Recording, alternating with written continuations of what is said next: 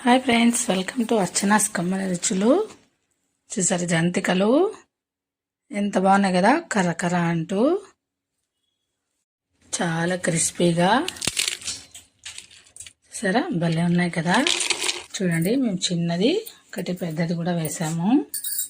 చాలా క్రిస్పీగా, చాలా టేస్టీగా, చాలా చాలా బాగున్నాయి. ఒకసారి మీరు కూడా ట్రై చేయండి. ఎలా చేయాలో చూసేద్దామా. ఇప్పుడు ఆ గ్లాస్తో 5 గ్లాసులు తీసుకున్నామండి. రేషన్ బియ్యం తీసుకున్నాం మేము. మీరు ఏ బియ్యం అయినా తీసుకోవచ్చు. బియ్యాన్ని కడిగి బాగా ఆరేసుకొని మనము పక్కన పెట్టుకోవాలి. ఒక్కొక్కరు అలా చేస్తారు, ఇంకొకరు అలానే బాగా పొట్టు అంతా చెరిగేసి బట్టతో ఒక్కసారి తుడిచేసి బియ్యాన్ని అలానే తీసుకుంటారు.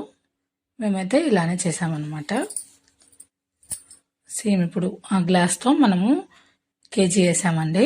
4 గ్లాసుల బియ్యం వేసాము. 1 గ్లాసు ఉద్దిపప్పు వేయాలి. ఉద్దిపప్పు ఒక 2 టేబుల్ స్పూన్ల శనగపప్పు ఆప్షనల్. ఉద్దిపప్పు అవి 2 కొంచెం బాగా ఫ్రై చేయండి. బాగా ఫ్రై చేసేసి బియ్యంలోకి వేసేసి మనము మిషన్కి తీసుకెళ్ళి పౌడర్ పట్టించేసేయాలి. మొత్తం పిండి అంతా మిషన్ పట్టించేస్తే సాఫ్ట్గా పట్టించండి, చాలా బాగా వస్తాయి. జంతికలు అనేసి అమ్మాలన్నమాట. అంత టేస్టీగా ఉంటాయి. మనం ఇంకా అంగట్లో కొనుక్కోవాల్సిన అవసరం లేదు, బేకరీలకు వెళ్ళాల్సిన అవసరం లేదు. చాలా టేస్టీగా ఉంటాయి. దీంట్లో కొంచెం పప్పులు వేశారంటే ఇంకా సూపర్గా ఉంటాయి. పిండి అంతా పట్టించేసాము. తర్వాత ఉప్పు కారము చూసుకొని వేసుకోండి మీకు తగినంత. అలాగే తెల్ల నువ్వులు ఒక 2 టేబుల్ స్పూన్లు, ఇంకొన్ని ఎక్కువ వేసుకున్నా ఏం పర్లేదు అనమాట, టేస్ట్ సూపర్గా ఉంటాయి. అలాగే జీలకర్ర ఒక 2 టేబుల్ స్పూన్ల జీలకర్ర.